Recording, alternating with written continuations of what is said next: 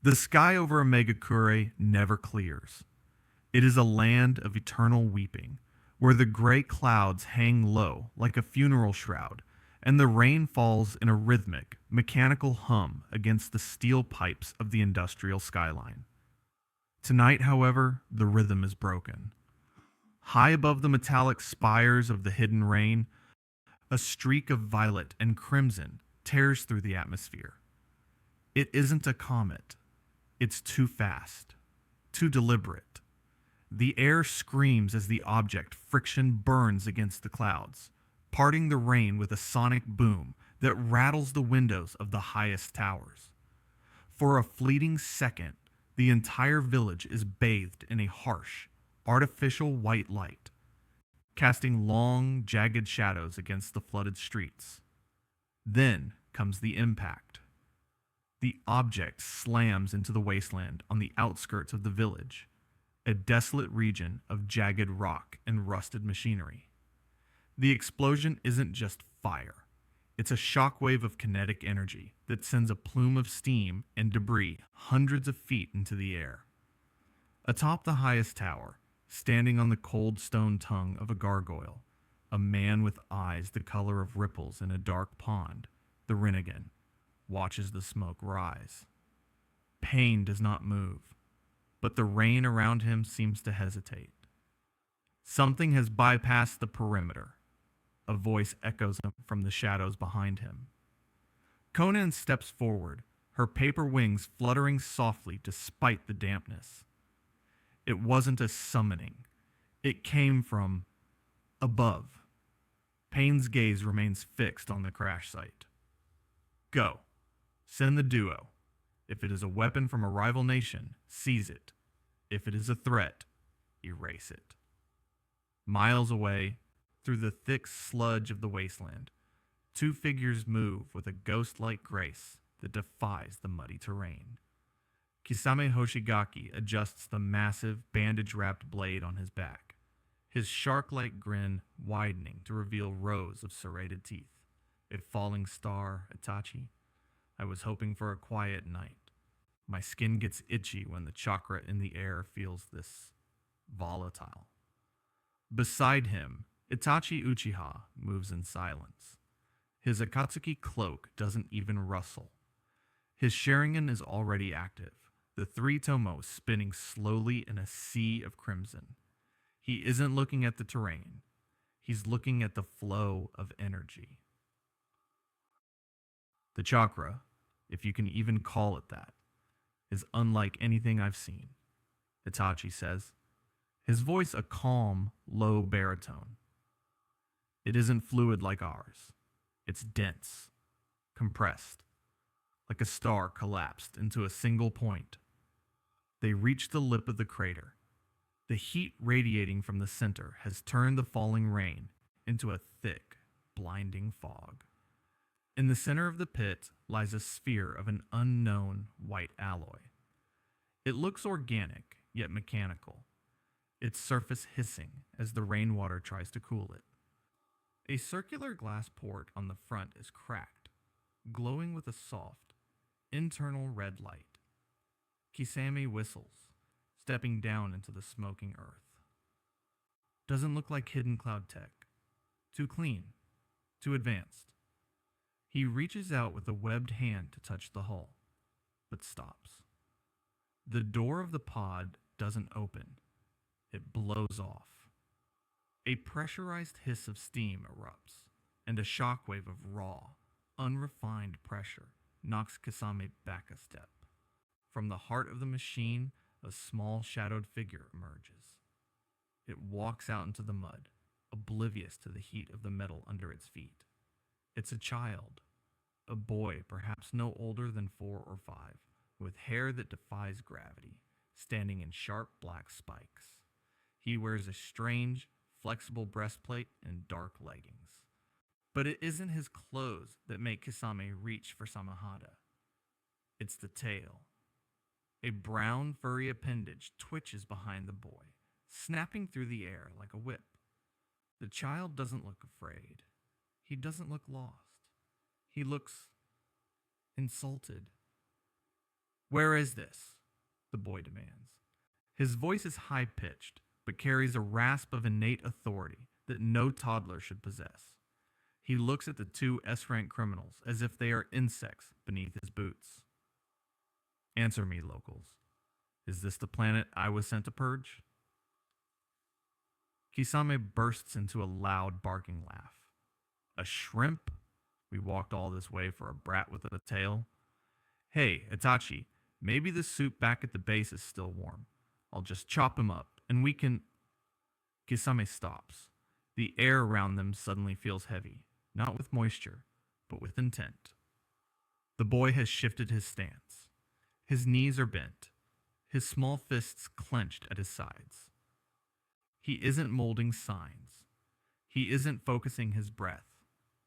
He simply exists, and the ground beneath his feet begins to crack. Small pebbles begin to levitate, hovering inches off the ground before disintegrating into dust. I am Vegeta, the boy snarls, his eyes burning with a prehistoric predatory pride. Prince of all Saiyans, and I do not repeat myself to fishmen. Itachi's eyes narrow. Through his Sharingan, he sees it, a golden white aura beginning to flicker around the child. It's a literal ocean of energy, jagged and violent, contained within a vessel far too small to hold it. It's a bomb that refuses to go off. Kisame, move, Itachi warns. Oh, come on, Itachi. Vegeta moves. He doesn't run.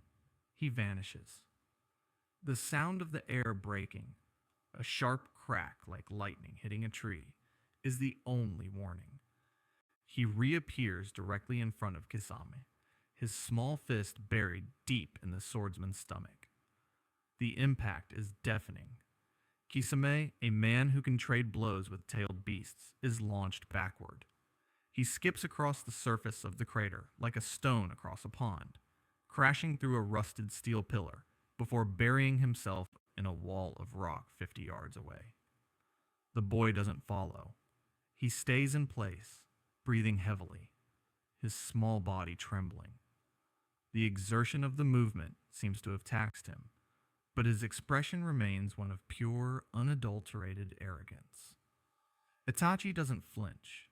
He steps forward, his cloak billowing in the wind created by the boy's strike. He recognizes that look. He's seen it in the mirror.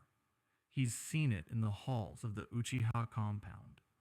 It's the look of a being who knows they are superior by birth, yet finds themselves in a world that hasn't yet learned to kneel. You have a great deal of power, Prince Vegeta, Itachi says calmly. But you are exhausted, you are hungry, and you are alone. Vegeta glares at him, his teeth bared. I need no one. My father sent me here to... He falters, a flash of memory crossing his face. The fire, the screaming, the planet that is no longer there. Your world is gone, isn't it? Itachi asks. It's a gamble, but the boy's reaction, a momentary widening of the eyes, confirms it. There is no empire to return to, no subjects to rule, only the rain. Vegeta lunges at Itachi, but the Uchiha doesn't move. As the boy's fist passes through Itachi's chest, the body dissolves into 100 black crows. They swirl around the toddler, cawing in a dissonant harmony that vibrates in his bones. Vegeta spins, swinging wildly, but the crows are everywhere. What is this? Face me, coward. Use your real strength. Real strength is not always found in the fist. Itachi's voice echoes from every direction. In this world, power is earned through hatred, through loss, and through the mastery of the mind. You have the spark of a god, little prince, but without a hand to guide it, you will simply burn out in the mud. The crows reform into Itachi a few feet away. He holds out a hand, not in a threat, but as a silent proposition. The organization I represent seeks to bring order to this chaotic world. We have use for a weapon of your caliber. In exchange, we can provide you with something you no longer have, a purpose, and perhaps the strength to one day find the ones who truly destroyed your home. Vegeta stands in the center of the crater, the rain washing the soot from his face. He looks at Kisame, who is currently dragging himself out of the rubble, coughing up blood and looking more impressed than angry. He looks at Itachi's eyes, the strange red patterns that seem to see through his very soul. Vegeta is a Saiyan. He understands the law of the jungle. These men are strong. The one with the red eyes is different. I am no one's tool, Vegeta spits, though he lowers his guard. But I will see this order you speak of, and if your masters are weak, I will kill them and take what is theirs. Itachi allows a ghost of a smile to touch his lips. I would expect nothing less. As the three figures vanish into the curtain of rain, heading toward the heart of Omegakure, the dynamic of the world shifts. Power is usually earned through years of bloodshed and hatred. It is a slow, agonizing climb through the ranks of shinobi, a desperate struggle for every scrap of chakra. But tonight, the Akatsuki didn't just find a recruit. They found a shortcut. They found a child from the stars who doesn't know the meaning of the word limit. A child whose very biology is designed to conquer, to evolve, and to destroy. The hidden leaf does not know it yet. The tailed beasts do not know it yet. Even Pain, sitting in his high tower, does not fully realize the tiger he has invited into his house. What if this impossible event really happened? What if the most prideful warrior in the multiverse was raised in the shadows of the world's most dangerous criminals? The rain continues to fall on the Hidden Rain Village, but for the first time in history, the water feels cold. Not because of the season, but because of the shadow cast by a prince who has just found his new hunting ground.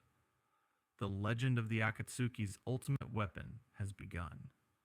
The transition from a toddler to a teenager in the Hidden Rain Village is not a journey of growth. It is an exercise in industrial refinement. Under the perpetual gloom of the Akatsuki's headquarters, the boy known as Vegeta has been forged. He no longer wears the sleek, white armor of the Frieza Force. Instead, he stands as a grim silhouette of the shinobi world. He wears a high-collared, custom-tailored flak jacket, jet black with the signature red clouds stitched into the chest. His Saiyan tail, once a wild appendage that lashed out at shadows, is now coiled tightly around his waist like a belt of brown muscle, tucked beneath the hem of his jacket. A hidden weapon, a secret shame, and a constant reminder of his alien lineage. But it is his eyes that have changed the most. They are no longer just the eyes of a spoiled prince. They are the eyes of a predator who has been taught to hunt in the dark. Training. Vegeta was not like training a genin. It was like trying to bottle a hurricane. His primary mentor, the man responsible for the boy's chilling composure, was Itachi Uchiha. Their training sessions took place in the silent, misty forests on the outskirts of the Land of Fire, far from prying eyes. Itachi's goal was simple: to take the raw, explosive ki of the Saiyan and refine it into something surgical. Again, Itachi says, his voice as flat as a blade's edge. Vegeta is panting, his knuckles bleeding. He is surrounded by dozens of Itachi's clones. I've told you, Uchiha, these hand signs are a waste of time. Why should I weave patterns with my fingers when I can simply erase the mountain you're standing on? Because, Itachi replies, his real body stepping out from behind a cedar tree. The man who can erase a mountain is easily seen. The man who can erase a heartbeat without being noticed is the one who survives. You have power, Vegeta, but you have no discipline. You fight like a dying sun, bright, loud, and destined to burn out. Itachi's eyes shift into the Mangekyo Sharingan. Before Vegeta can blink, the world around him bleeds into a nightmare. The sky turns blood red. The ground turns to iron spikes. Vegeta finds himself strapped to a cross, his own tail pinned by ethereal nails. "This is Tsukuyomi. I'll kill you," Vegeta screams, his ki flaring, the ground of the real world cracking up beneath his feet, even as his mind trapped in the illusion suffers. "Release me. Face me like a warrior." In this world, Vegeta, there are no warriors, only survivors. Itachi's voice echoes from the red sky. "You hate genjutsu because it makes you feel weak. You call it cowardly because you cannot punch it. That is your greatest flaw. Pride." For 72 hours inside the illusion, and only a second in reality, Itachi subjects Vegeta to the mental weight of his own arrogance. When the genjutsu finally breaks, Vegeta drops to his knees, vomiting. He looks up at Itachi with a hatred that could boil water. But there is something else there now. Respect. He begins to learn. He learns to suppress his ki so that even a censored ninja like Kisame can't find him. He learns to infuse his Saiyan energy into the elemental natures of the shinobi world. He doesn't just use fire style. He creates the Gallic fire, a searing purple flame that moves with the velocity of a beam of light. He doesn't just use body flicker. He uses a ki burst dash that leaves a vacuum in his wake. If Itachi was the scalpel that shaped Vegeta's mind, Kisame Hoshigaki was the hammer that tested his metal. While Itachi taught him stealth, Kisame taught him the joy of the slaughter. The two bonded over the simplicity of raw power.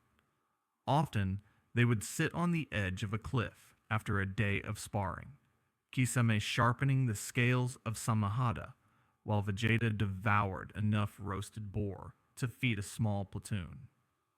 "You know, kid," Kisame would say, his shark-like grin wide, "you're the only one in this group who doesn't make my skin crawl.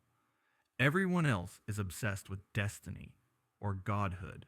You just want to see how much a body can take before it breaks. I can respect that." Vegeta would grunt, wiping grease from his chin. "Your sword is a parasite, Fishman. It eats chakra. A true warrior doesn't need a tool to steal strength. He is the strength." "Maybe so," Kisame laughed, "but Samahada likes the taste of you. Your ki, it's spicy. It's not like the stagnant chakra of these pathetic leaf nin. It feels alive, like it's screaming to get out." Kisame taught Vegeta how to handle heavy weapons, not because Vegeta needed them, but to understand weight and leverage. This led to Vegeta's favorite pastime, testing his physical limits against Kisame's inhuman strength. They would engage in pure wrestling. No ki, no ninjutsu, just two monsters in the mud, seeing who could snap a rib first. It was the closest thing to a friendship Vegeta had ever known. But above them both was Pain. The leader of the Akatsuki did not train Vegeta. He observed him. To Pain, Vegeta was the ultimate proof of his philosophy. "Look at him," Pain whispered to Conan as they watched a young Vegeta pulverize a training dummy made of reinforced steel. "He was born to destroy. He is a god of another realm, brought low by the cycle of loss. He is the perfect vessel for my peace." Pain would often summon Vegeta to the highest tower in Omegacure. They would stand in the rain, looking down at the village. Do you know why this world suffers, Vegeta? Pain would ask. Because they are weak, Vegeta would reply, his voice cold and detached. The weak are meant to be stepped on. No, Pain would correct him. It is because they do not understand pain. They fight for petty reasons, land, money, honor. But you have lost an entire race. You understand the void. When the time comes, I will have you show this world the true meaning of pain. You will be the hand that resets the world. Vegeta would never acknowledge Pain as his superior. He would simply stare out at the horizon, thinking of the stars. He let Pain believe he was a tool. It suited him. For now, the Akatsuki provided the resources, the targets, and the secrecy he needed to grow. The true test of Vegeta's refinement came when he was 15. The Akatsuki had gathered for a meeting in the shadows of their hideout. Hidan, the immortal zealot of Jashin, was in a particularly foul mood. He had been eyeing Vegeta's tail for months, making snide remarks about beastmen and unholy abominations. "Hey, brat!" Hidan yelled, swinging his triple-bladed scythe over his shoulder. "I'm tired of looking at that rug wrapped around your waist.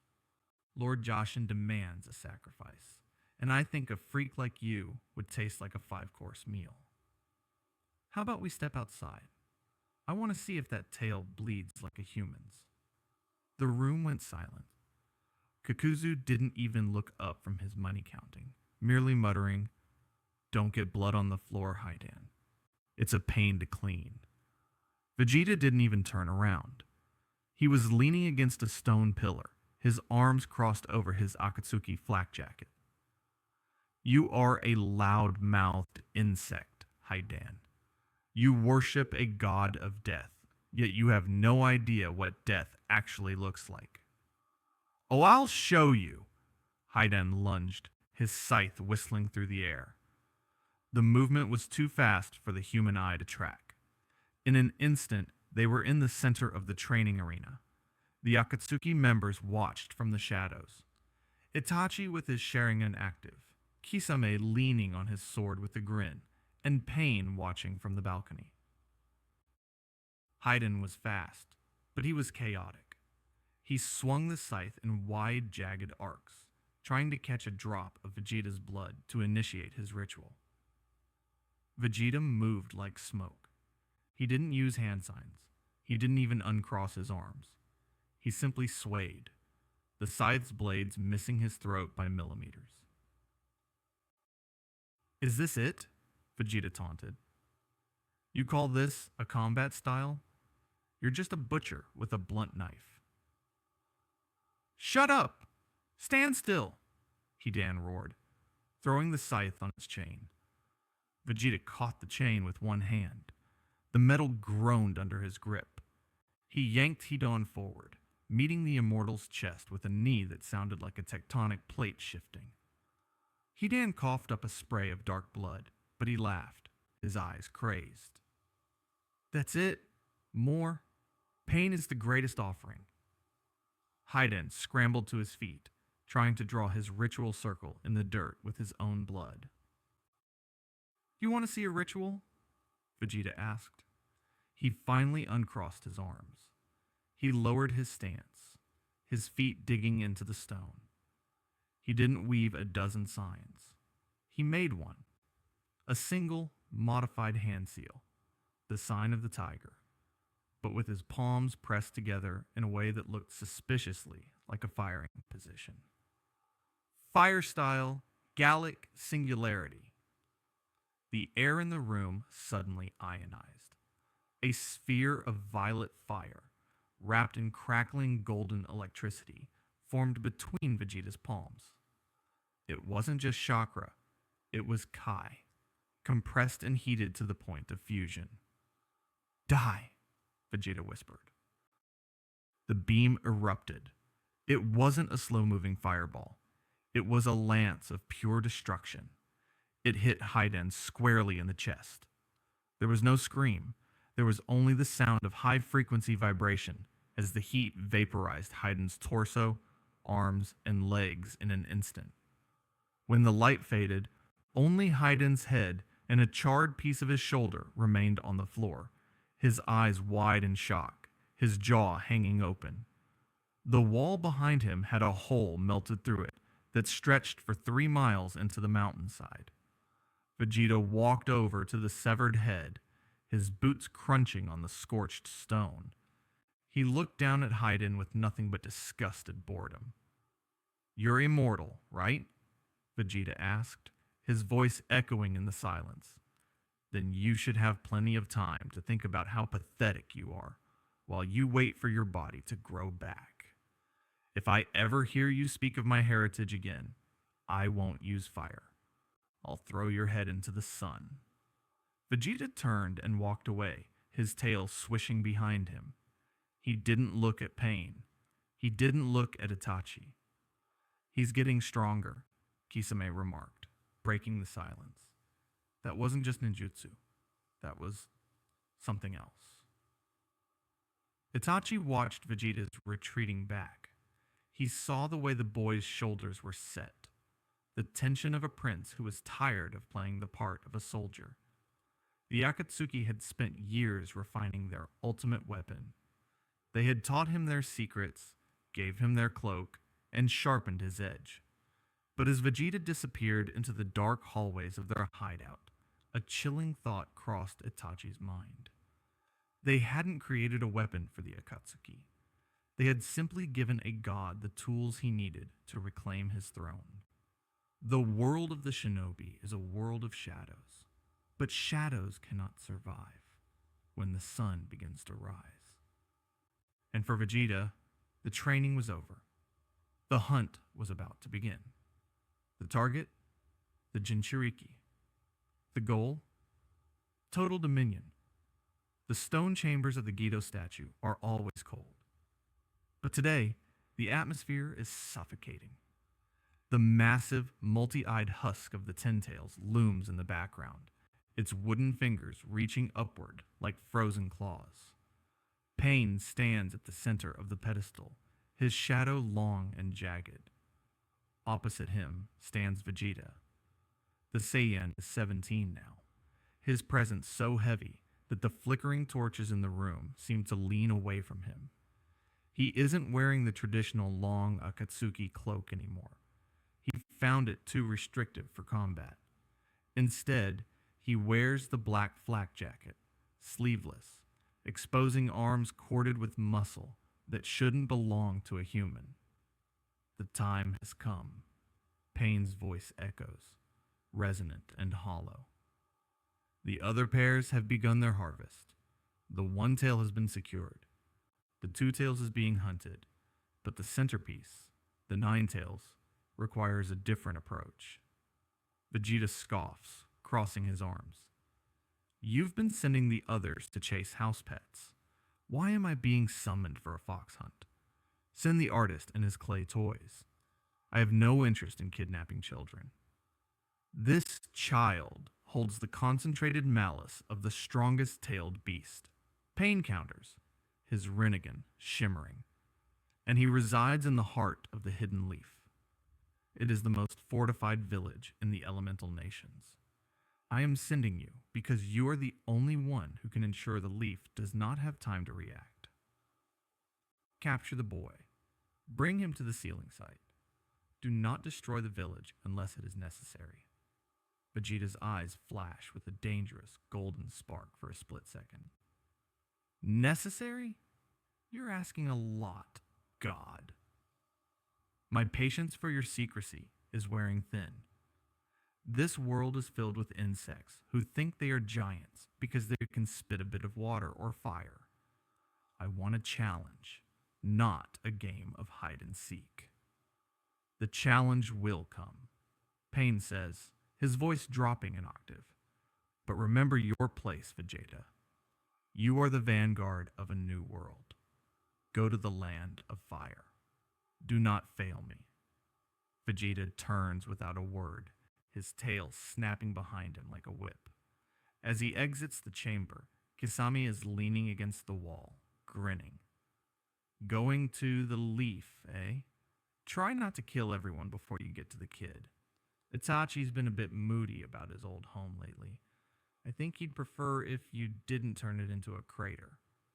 Vegeta walks past him, his voice a low growl.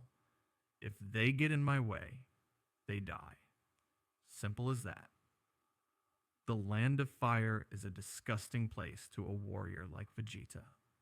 It is too green, too peaceful, too soft.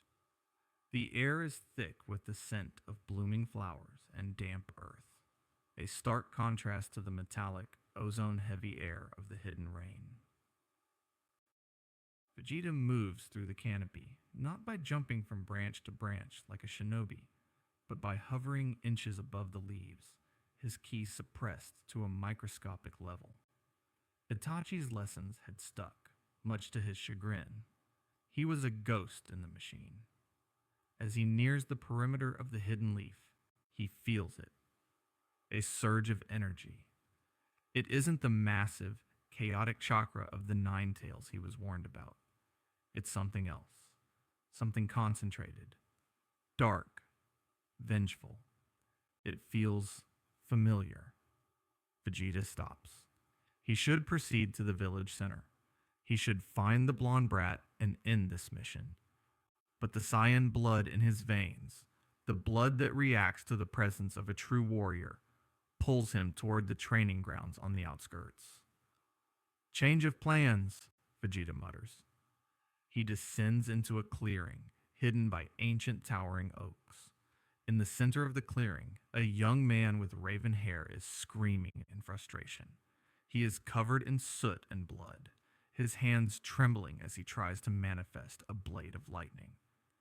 It is Sasuke Uchiha. Sasuke is gasping for air, his eyes spinning with the Tsutomu Sharingan. He lunges at a series of target dummies, his movements precise, but fueled by a desperation that makes him sloppy. He slams a Chidori into a tree, but the technique flickers and dies, leaving him slumped against the bark. Pathetic. A voice rings out from the canopy. Sasuke snaps his head up, kunai in hand. Who's there? Show yourself. Vegeta drops from the sky, landing with zero impact. He stands tall, his Akatsuki vest catching the dappled sunlight. He looks at Sasuke not with the predatory hunger he usually shows his enemies, but with a cold, analytical curiosity. Sasuke's eyes widen. He recognizes the cloak, the red clouds. Akatsuki, you're one of them. You're with him. If you're referring to Itachi, yes, he's my subordinate. Vegeta lies effortlessly, purely to see the look on the boy's face. Sasuke roars, lunging forward with a speed that would impress any Chunin. But to Vegeta, he is moving through molasses.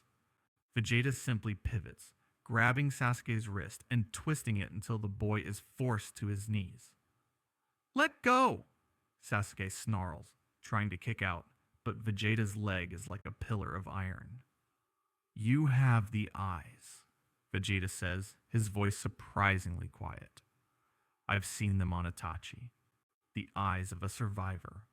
The eyes of someone who lost everything because his people were too weak to defend themselves. Tell me, Uchiha, why are you so weak? I'm not weak. I'll kill him. I'll kill all of you. Vegeta chuckles, a dry, rasping sound. He releases Sasuke and steps back. You're fighting for revenge. It's a noble goal for a lower-class warrior, but you're doing it the wrong way. You're trying to use techniques. You're trying to follow the rules of this pathetic village. Vegeta reaches out, and for the first time in years, he lets his ki flare. Not enough to alert the village, but enough to make the air in the clearing vibrate. The grass around his boots turns yellow and dies in seconds. Sasuke stares, his Sharingan trying to track the energy, but it's too much. It's like trying to look at the sun through a magnifying glass. Your heritage, it's a burden to you, Vegeta says, walking in a circle around the stunned boy. I am a prince. My world was destroyed by a monster far more terrifying than your brother. I was raised by the very people who took everything from me. Do you know how I survived? Sasuke looks up, his anger momentarily replaced by a haunting sense of kinship. How? I stopped caring about justice. I stopped caring about home. I realized that the only thing that matters in this universe is the strength to bend others to your will. You have potential, Uchiha. You have the same look in your eyes that I see when I look in a mirror. You are a predator being raised by sheep. For a moment, the mission is forgotten. Vegeta sees a path he didn't expect. He was sent to capture the Nine Tails, but he looks at Sasuke and sees a lieutenant, a disciple, someone who could help him overthrow pain and eventually take the fight to the stars. Leave this place, Vegeta says. What? The Nine Tails is a beast, a pet. If you stay here, you'll become a pet too.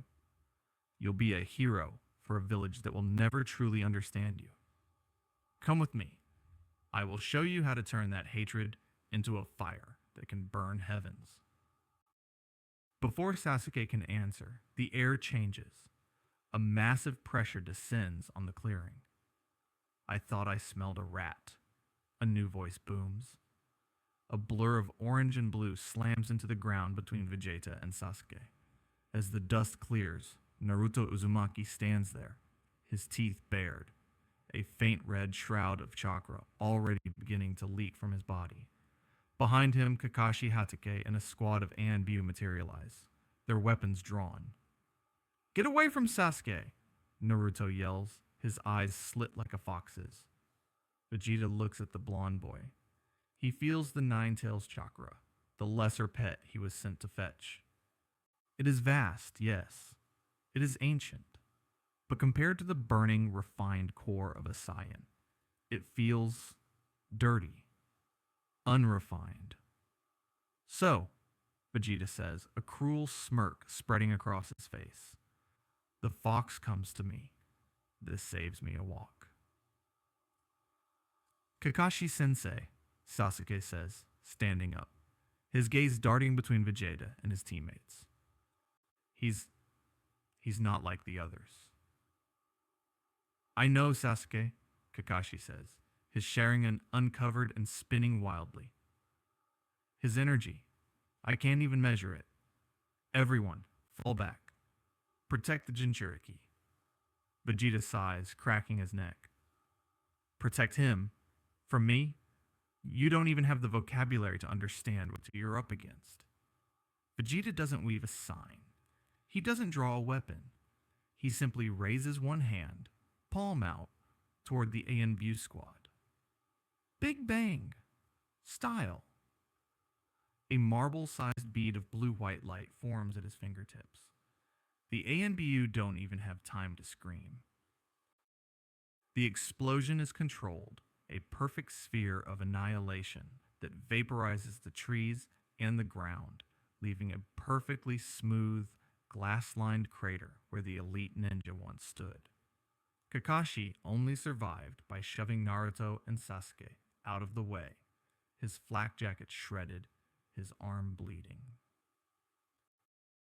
Naruto stares at the space where his comrades used to be.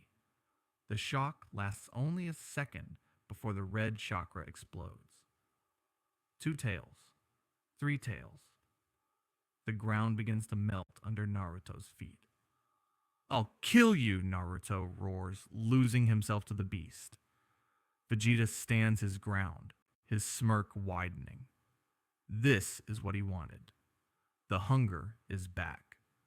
The Akatsuki wanted a quiet extraction, but the Prince of Shadows wants a war. Come on then, little fox, Vegeta beckons with a finger. Show me if your bite is as loud as your bark. And Sasuke, watch closely. This is what happens when you stop pretending to be a ninja and start becoming a god. The battle begins, not with a clash of steel, but with a roar that shakes the foundations of the hidden leaf. Vegeta is laughing, a genuine manic sound. This is the conflict he was born for. He isn't just fighting for the Akatsuki anymore. He's fighting to prove to the boy in the shadows that there is no limit to what they can become. But as the Nine-Tails' power grows, the stakes begin to shift. The sky over the leaf begins to darken, and miles away, in the hidden rain, Pain feels the surge of energy. He realizes his ultimate weapon has gone rogue. The hunt for the Jinchuriki has turned into something far more dangerous. The awakening of a Saiyan's true nature. The battle in the hidden leaf did not end with a capture. It ended with a revelation. Naruto, consumed by the four-tailed cloak, was a force of nature, but Vegeta had played with him like a cat with a cornered mouse. However, as the moon began to rise over the smoking remains of the leaf's outskirts, the mission parameters didn't just change, they evaporated. Vegeta had always felt a strange, rhythmic thrumming in his blood during the lunar cycle, but in the damp, chakra-saturated atmosphere of this world, the effect was amplified. As he stood over a defeated Naruto, his eyes drifted upward. The moon was full, a pale, unblinking eye staring back at him. His heart began to beat with the force of a sledgehammer. Lub-dub, lub-dub. Vegeta, what's wrong with you? Sasuke asked, backing away. He could see the Saiyan's pupils dilating until his eyes were nothing but vast pools of black.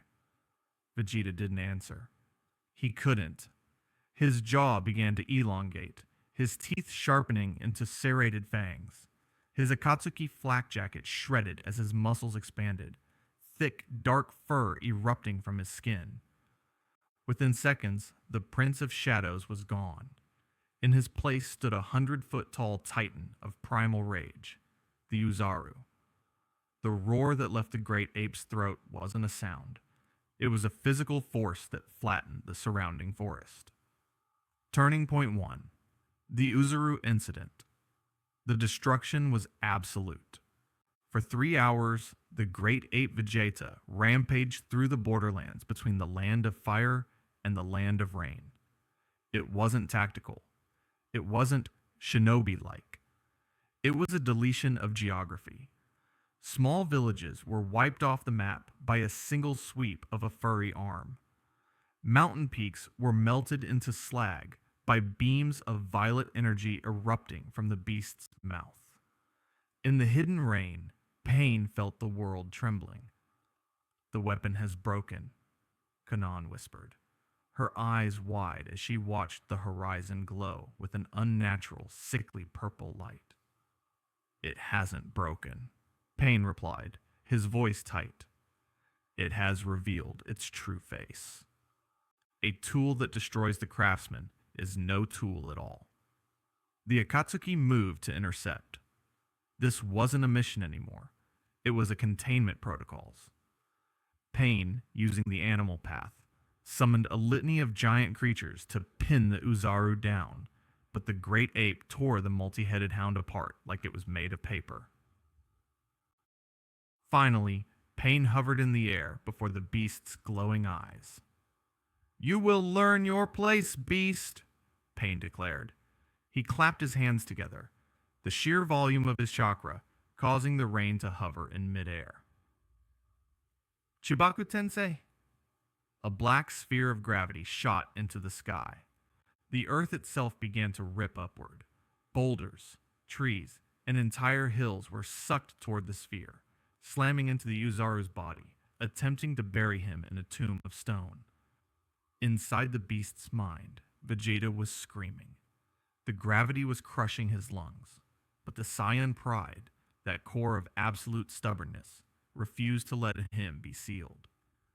Just as the final layer of earth was about to encase him, Vegeta's consciousness snapped back. He saw the god of the Akatsuki trying to cage him like an animal. The moon was obscured by the rising debris. The transformation reversed. A naked, battered, but very much conscious Vegeta fell from the sky as the massive sphere of rock hung uselessly in the air. He landed in the mud, staring up at Pain with a look of pure, unadulterated loathing. The rift was no longer a crack. It was a canyon. The Akatsuki weren't his mentors. They were his jailers. Turning point 2. The truth of the Saiyans. Vegeta was brought back to the hideout in chains. Sealing chains designed to suppress the chakra of a tailed beast. He sat in a dark cell, his spirit smoldering. The door creaked open. It wasn't Pain. It was Itachi. The Uchiha didn't speak. He stepped into the cell, his Sharingan already spinning. "Get out," Vegeta spat, "or I'll bite your throat out and swallow your eyes." "You remember the fire, Vegeta," Itachi said, ignoring the threat. "You remember the heat of a sun that wasn't a sun. You've suppressed it because the pain was too great for a child to bear. But if you are to be more than a slave to pain, you must know what you are." "I know what I am. I am a prince." "Then look at your kingdom," Itachi countered. He placed 2 fingers on Vegeta's forehead. This wasn't a torture genjutsu. It was a bridge. Itachi used his mastery of the mind to reach into the deepest, most guarded sectors of Vegeta's subconscious. The memories encoded in his Saiyan cells. The world shifted. Vegeta wasn't in a cell anymore. He was standing on a balcony overlooking a city of red stone under a red sky. He saw his father. He saw the elite warriors. And then he saw the shadow. He saw a small pale creature sitting in a hovering chair. Frieza. He watched as the tyrant raised a single finger. He saw the supernova spark. He felt the phantom heat as planet Vegeta turned into stardust. He heard Frieza's laughter echoing across the vacuum of space. The genjutsu broke. Vegeta fell forward, gasping, his sweat hitting the cold floor. The memory was no longer a dream. It was a mission statement. He didn't just leave me here, Vegeta whispered, his voice trembling with a rage so cold it felt like ice. He used us. He killed us all. The Akatsuki want to use you to control this world, Itachi said, turning toward the door. But there is a monster in the stars who has already destroyed yours. Decide which enemy matters more, Prince. Vegeta looked up, his eyes burning with a new, focused light. He didn't just want to rule the Akatsuki anymore. He needed them. He would use their resources, their knowledge of sealing, and their ghetto statue to build an army. He would turn the Akatsuki into a forge, and from that forge, he would craft a weapon capable of killing a god. Vegeta's first move was to secure his own apprentice. He knew Sasuke Uchiha was the key. Sasuke had the same darkness, the same thirst for a truth that the Leaf Village tried to hide. Vegeta broke out of his cell, not with a blast, but with a surgical Kai strike to the locks he had learned from watching Kakuzu. He tracked Sasuke to one of Orochimaru's hideouts. The Sannin had been grooming Sasuke to be his next vessel, but Vegeta arrived with a different plan. The fight between Vegeta and Orochimaru lasted less than a minute. Orochimaru tried his binding snake technique. Vegeta simply flared his ki and turned the snakes into ash. "You are a scavenger, snake," Vegeta said, lifting Orochimaru by his throat. "You steal bodies because yours is weak. I don't steal power. I create it." With a single Gaelic fire blast at point-blank range, Vegeta vaporized Orochimaru's physical form, leaving nothing but a scorch mark on the floor. He turned to Sasuke, who was watching from the shadows, his blade drawn. He was going to use you, Sasuke. Just like the Akatsuki used me, Vegeta said. Come with me. We are the survivors of dead worlds. Let the gods play their games in the rain. We will build our own strength. Sasuke sheathed his sword. Where are we going? Back to the heart of the storm, Vegeta smirked. I have a debt to pay to a fish and a crow. They returned to the Akatsuki hideout not as servants, but as a splinter cell. The tension reached its breaking point on a bridge overlooking the sea. Itachi and Kisame were waiting. I knew you couldn't stay in that cage, kid, Kisame said, pulling Samahata from his back. But bringing the Uchiha brat? That's a violation of the rules. Pain isn't happy. Pain can't even see past his own nose, Vegeta replied, his ki beginning to swirl around him, turning the raindrops into steam. Itachi, you gave me the truth. Now give me the throne. It was a clash of eras.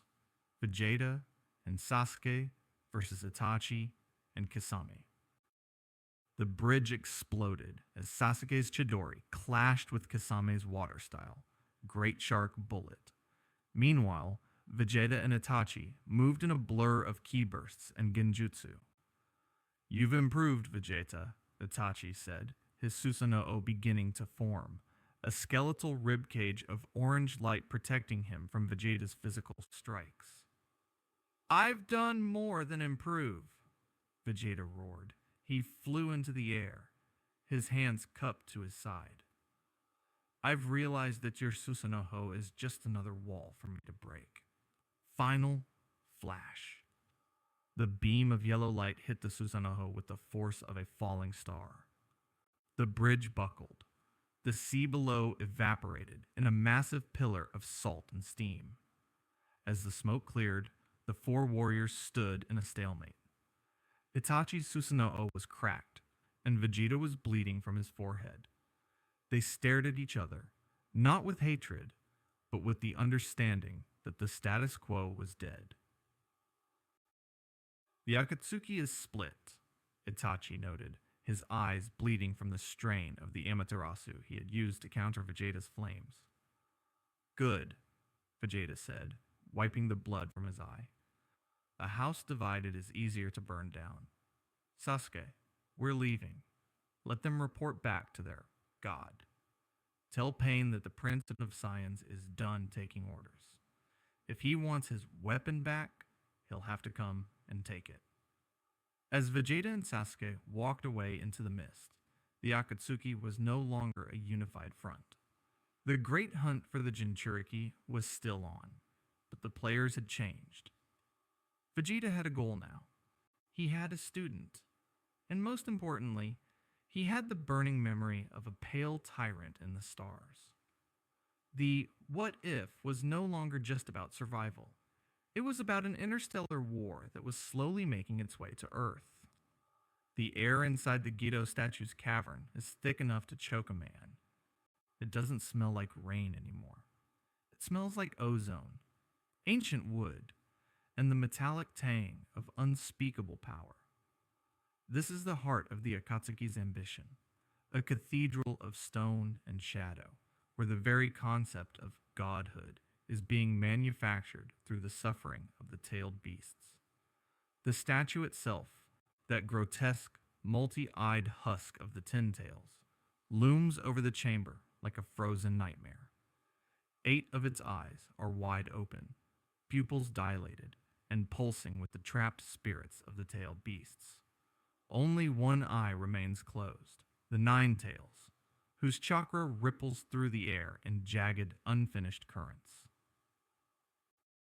Pain stands at the foot of the statue, his silhouette cast in the flickering orange glow of the chakra torches. He looks like a priest at an altar of doom, his Rinnegan reflecting the void. But he is not alone. Standing on the opposite side of the chamber, his boots crunching on the stone floor with a rhythm that feels like a death march, is Vegeta. Behind him, Sasuke Uchiha stands in a crouched stance, his Kusanagi blade drawn, his Sharingan spinning with a cold, predatory focus that mirrors his mentor's. The extraction is ready, Pain says, his voice reverberating off the hollow cavern walls. The Nine-Tails chakra has been harvested from the remnants of the Leaf's battlefield. The world is seconds away from a peace it has never known. Step aside, Vegeta. Your service to this organization is concluded. You were a tool of the transition. Now, the era of the weapon is over, and the era of the god begins. Vegeta lets out a sharp, mocking laugh that echoes through the hollow chamber, a sound of pure derision. Peace? You've spent decades collecting these overgrown animals just to build a bigger bomb? You're a small man with a small vision, Nagato. You think you can hold the leash of a power this vast? Vegeta steps forward, his ki beginning to swirl in a violent vortex. It's no longer the clean, white-blue energy of his youth. It's tinged with the murky darkness of the land of rain, a violent violet-black aura that makes the very shadows in the room recoil as if they were alive. I didn't let you train me so I could be a foot soldier in your revolution, Vegeta snarls, his teeth bared. I let you gather the tailed beasts because I needed a catalyst. My biology demands a breakthrough, a level of power that this pathetic planet's air can't provide. I'm taking that statue. I'm taking that chakra. And I'm going to use it to burn the stars until there's nothing left but my own throne. The stalemate breaks with a crack of thunder that shatters the stone floor. Pain doesn't move, but his command is instantaneous. The Asura path erupts from the shadows behind the statue, its mechanical arms shifting and clicking as they launch a barrage of missiles and laser fire. Vegeta doesn't dodge. He simply walks through the fire. He swats the projectiles out of the air with his bare hands, the explosions blooming like harmless fireworks against his skin. Each blast only seems to stoke the violet flame of his aura. Sasuke, deal with the paths. I want the puppet master, Vegeta orders. Sasuke vanishes in a blur of lightning, his body flicker technique refined by Vegeta's ki training. He becomes a streak of blue light, his Kusanagi blade clashing with the Preta-Path's chakra-absorbing palms. The room becomes a kaleidoscope of violence. Sasuke isn't just fighting like a ninja anymore. He's fighting with the aggressive, relentless pressure of a Saiyan disciple, forcing the paths of pain to retreat into the corners of the cavern. Kisame, standing near the foot of the statue, looks between his leader and his former student. There's a moment of genuine hesitation in the shark man's eyes. Well, Itachi always said this day would come, Kisame says, his voice heavy with a strange kind of regret. He pulls Samehada from his back, the living sword's bandages unraveling like a molting snake. The sword screams, its mouth of serrated teeth snapping in anticipation of the feast. Sorry, kid. I actually liked you. You were the only one who didn't look at me like a freak. But the boss pays the bills, and the plan comes first. Kisame lunges at Vegeta, swinging Samehada in a massive horizontal arc that would have cleaved a building in two. Vegeta catches the blade with his bare forearm.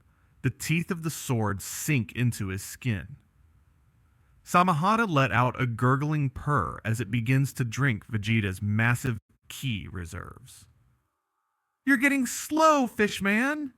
Vegeta roars, ignoring the drain on his energy. He delivers a headbutt that sounds like two boulders colliding, cracking Kisame's reinforced skull and sending the swordsman reeling backward into the stone pillars. But pain is the true threat. The Diva Path hovers in the center of the room, his hands outstretched. Shinra Tensei! A wall of invisible force slams into Vegeta with the weight of an ocean. He is thrown backward, crashing through 3 stone pillars before slamming into the cavern wall, leaving a crater in the rock. Before he can even hit the ground, the animal path slams its palms onto the floor.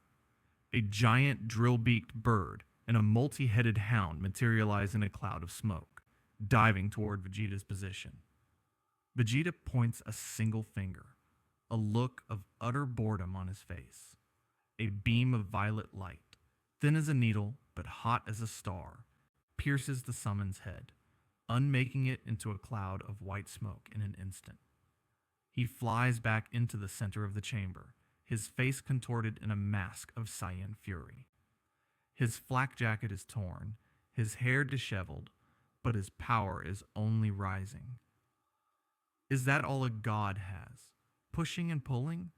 I've spent years suppressing my nature for your secrecy, Nagato. I'll show you what it looks like when a real warrior focuses his intent. Vegeta drops into a wide, low stance.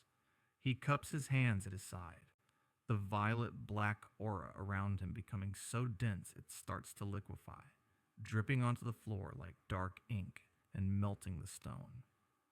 The air begins to hum with a high-frequency vibration that makes the Akatsuki members' ears bleed. The beam is massive, filling the entire width of the cavern. It isn't the golden light of the future. It is a corrupted, jagged spear of dark ki, infused with the hatred and isolation of his years in the rain. It tears through the Gedo statue's chamber, vaporizing the very air. Pain raises both hands, desperate to redirect the energy with a concentrated Shinra Tensei, the ground beneath his feet disintegrating from the sheer pressure of holding back the sun. In the chaos, the battle shifts in a way no one could have predicted. Kisame, seeing an opening while Vegeta is anchored by his own beam, charges forward. He intends to use Samehada to absorb the tail end of the blast and strike Vegeta from the side. But Pain, sensing the Gedo statue is in danger of being destroyed before the final seal is set, makes a cold, tactical decision. The decision of a machine, not a man. He uses the Bancho Tenin, universal pull, on Kisame. Boss? What are you? Kisame is yanked through the air, his trajectory altered by Pain's gravity. He is pulled directly into the path of Vegeta's redirected final flash. The swordsman has no time to defend. The violet energy consumes him instantly. It's a calculated sacrifice. Pain uses Kisame's massive chakra reserve as a literal meat shield to dampen the blast and protect the statue's integrity. Vegeta cuts the beam, his breath coming in ragged, steaming gasps. The light fades, leaving the room in a haunting, orange-tinted darkness. He looks at the floor. There is nothing left of Kisame Hoshigaki, but a charred, shattered husk and the remains of Samehada, which lets out a final, mourning wail before crumbling into ash. Kisame, the man who had taught him how to handle a blade, the man who had shared meals with him while the rest of the world feared them, was gone. Vegeta stands still. The silence in the cavern is deafening, broken only by the sound of dripping water and the hum of the statue. He was a loyal tool, Pain says, his voice devoid of any human empathy. He steps over the scorched earth. His sacrifice ensured the completion of the plan. You should be honored, Vegeta. His death brought us the stability we needed to finish the ritual. That is the essence of my peace. The few must perish, so the many can live. Something snaps. It isn't a ninja's logic that takes over. It isn't a shinobi's stoicism. It is the primal, ancient rage of a race that has been pushed to the edge of extinction. Vegeta thinks of his father, the king who knelt to a tyrant. He thinks of the fire that consumed his world. He thinks of the chains Pain tried to put on him, the Prince of Shadows, the ultimate weapon. And now, He looks at the one person who actually sparred with him, laughed with him, and treated him like a warrior, thrown away like a piece of refuse. Honored? Vegeta's voice is a whisper that carries more weight than the mountain above them. The ground begins to vibrate. Not just the cavern, the entire land of rain begins to shake. The rain outside stops falling. The droplets simply hover in the air, then begin to rise upward as the gravity of the planet itself seems to buckle under the pressure of Vegeta's soul. You call yourself a god, Vegeta says, his hair beginning to flicker, snapping between jet black and a blinding electric gold. But you're just another tyrant. You're just another Frieza, weighing the souls of warriors on a scale you don't even understand. Vegeta, stop. You're going to bring the whole mountain down, Sasuke yells, backing toward the exit as the atmosphere becomes toxic with raw, unrefined power. I am the prince of all Saiyans, Vegeta roars, the sound tearing his throat, a cry of pure agony and liberation. And I will not be a tool. A pillar of golden light erupts from Vegeta, piercing through the roof of the cavern and shooting miles into the sky, parting the eternal clouds of a megacure. The dark violet aura is burned away, vaporized by a radiant, shimmering gold that smells of ozone and victory. His hair stands straight up, glowing like a forge. His eyes, once black as the void, are now a piercing, icy teal. The Super Saiyan has arrived, not in a time of peace, but in a crucible of betrayal. Pain stares, his Rinnegan unable to comprehend the shift. This isn't chakra. It isn't even the ki he had grown used to. It's a celestial frequency, a power that defies the laws of the elemental nations. Impossible, Pain mutters, his voice trembling for the first time. He claps his hands together, pouring every ounce of his remaining strength into his ultimate jutsu. Chibaku Tensei. He throws the black sphere of gravity into the air, but Vegeta doesn't even look at it. He moves so fast that even the Rinnegan cannot track his trajectory. He appears in front of the sphere, catches it in his hand, and simply crushes it. The gravity well vanishes like a popped bubble, the debris falling harmlessly to the floor. Vegeta turns his gaze to the Gedo statue. He isn't interested in pain anymore. He's interested in the prize he was promised. He flies toward the statue, his golden aura lashing out like whips of fire. Pain tries to intercept, but Vegeta delivers a single, casual kick that shatters the Diva Path's ribs and sends the puppet flying through the cavern wall with the force of a meteor. Vegeta reaches out and plunges his hands deep into the wooden chest of the Gedo statue. You wanted to use this to bring peace? Vegeta snarls, his teal eyes burning into the statue's many open eyes. I'll use it to bring an end to every god in the multiverse. I am the only one who decides my destiny. Instead of sealing the chakra into the statue to create a weapon, Vegeta begins to reverse the process. He uses his own Super Saiyan body as the vessel. The chakra of the eight-tailed beasts, the boiling fire of Matatabi, the crushing pressure of Isabu, the corrosive acid of Saiyan, all of it begins to pour into Vegeta. His golden aura begins to swirl with the red, bubbling chakra of the beasts. His muscles swell, his Saiyan biology adapting at a terrifying rate to the influx of energy. His tail, still wrapped around his waist, glows with a terrifying white light, pulsing like a heartbeat. The merger is violent. Vegeta's skin begins to crack, showing glowing lines of pure, white-hot chakra beneath. He is no longer just a Saiyan. He is a hybrid of alien biology, an ancient terrestrial godhood. He is the Jinchuriki of the Gedo statue itself. As the last drop of energy is drained, the massive statue crumbles into dust, its purpose fulfilled in the most horrific way possible. Vegeta stands in the center of the ruins, his hair a mix of gold and crimson, his presence so vast that Sasuke can no longer even stand in his presence. He turns to the remaining paths of pain, who are standing frozen, their connection to Nagato straining. Nagato, Vegeta says, his voice now a dual tone of his own rasp and 1,000 demonic whispers from the beasts. The hunt is over. I am the apex. And now, I'm going to find the one who truly took my world from me. If you or your village get in my way, I won't just kill you. I'll erase the memory of you from the stars. With a casual flick of his wrist, Vegeta releases a wave of energy that doesn't just level the cavern. It vaporizes the entire mountain range above the hideout. Sunlight, real, warm, blinding sunlight, pours into the ruins for the first time in centuries.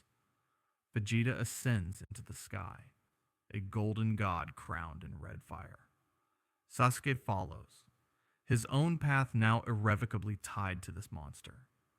They leave behind a broken organization and a world that has just realized its gods were nothing but children playing in the mud. The prince is no longer a shadow. He is a sun, and the galaxy is finally starting to take notice. The dust of the Gedo statue doesn't settle. It lingers in the air like the ashes of a cremated era, coating the jagged ruins of the Akatsuki's final sanctuary. Above, the sky of the land of rain, a sky that hasn't seen the sun in 1,000 years, is torn wide open. The golden light of the Super Saiyan has burned away the storm clouds, leaving a raw, blue expanse that feels alien and exposing to the survivors below. Vegeta stands atop the highest remaining spire of the decimated hideout. The golden fire of his aura has dimmed to a steady, rhythmic pulse, but the air around him still hums with a frequency that shatters glass. His transformation into the Jinchuriki of the Gedo statue has altered him. The crimson lines of tailed beast chakra have settled into his skin like glowing tattoos, tracing the veins of his arms and neck, pulsing in sync with his dual heartbeats. He looks down at his hands. They are stained with the soot of Kisame's end and the dust of Pain's ambition. He feels complete. For the first time since the destruction of planet Vegeta, the void in his soul isn't filled with just rage. It is filled with an absolute, terrifying weight. "It's over!" a voice calls out from the rubble. Sasuke Uchiha limps into the clearing, his cloak shredded, his left arm hanging uselessly at his side. He looks up at Vegeta, and for the first time, the Uchiha's eyes hold no defiance. Only a grim, haunting realization. He had sought power to kill a brother. He had accidentally helped birth a god. The Akatsuki are dead. Sasuke continues, his voice raspy. Nagato is a broken shell in a tower. The 5 nations are in chaos.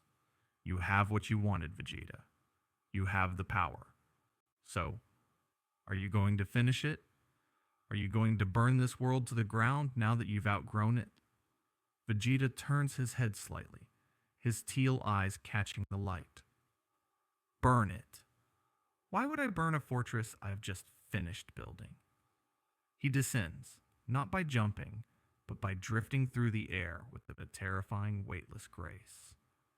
He lands in front of Sasuke, the sheer pressure of his presence forcing the younger boy to take a step back.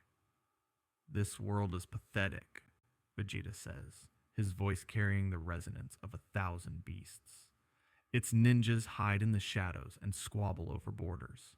Its gods are men in chairs. But it is a world that has been tempered by the Akatsuki. It is a world of soldiers, and I am going to need an army. The months that follow are known in the history of the elemental nations as the Era of the Golden Eclipse.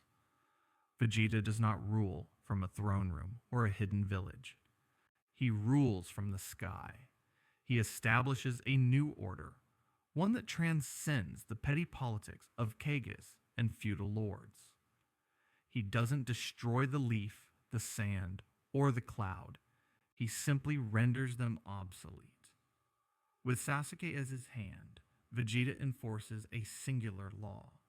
Strength is the only currency. He uses the combined knowledge of the Akatsuki's scrolls and his own Saiyan combat intuition to revolutionize the way the world fights. He forces the five nations to integrate. No more secret jutsu. No more hidden agendas. He demands that the shinobi of Earth reach a level of power that would have been deemed impossible a year ago. He pushes them until they break, then uses the healing properties of the tailed beast chakra he now controls to put them back together. To the common people, he is a tyrant. To the warriors, he is something far more complicated. A monster who has given them a reason to be more than human.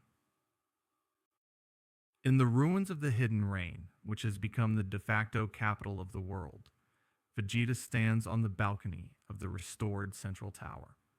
Beside him, Sasuke wears a new uniform, black and gold, devoid of any village insignia. The training of the allied force is progressing, Sasuke reports, his voice cold. Naruto Uzumaki has reached a new level of sage mode. He still hates you, of course. He calls you a dictator. Vegeta smirks, staring out at the horizon where the sun is setting. Let him hate me. Hate is a magnificent motivator. If he wants to save the world from me, he'll have to become strong enough to kill me. And if he becomes that strong, he might actually survive what's coming. Sasuke narrows his eyes. You've been saying that since the day the statue fell. What's coming? You didn't do all of this.